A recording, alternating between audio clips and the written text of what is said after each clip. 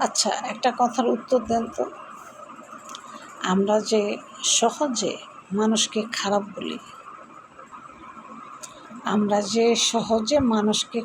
বলি, আমি ভালো তো? সবসময় একটা কথা মনে রাখবেন, মানুষ একটা মানুষকে কখন খারাপ বলে জানেন?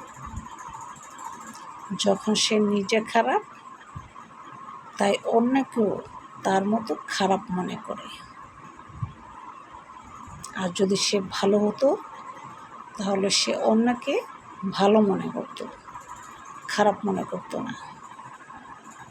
তাই সবসময় মানুষকে খারাপ বলার আগে 100 বার ভাইবে নেবেন যে আমি যে এই ব্যক্তিকে খারাপ বলতেছি, আমি নিজে ভালো তো?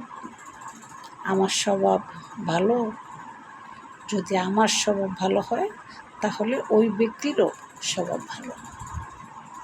আল্লাহ বলছেন যে আমার কোনো বান্দার দোষগুণ কেউ যদি গোপন রাখে, কাল হাসরের ময়দানে আমি আল্লাহ তার দোষগুণ গোপন রাখব।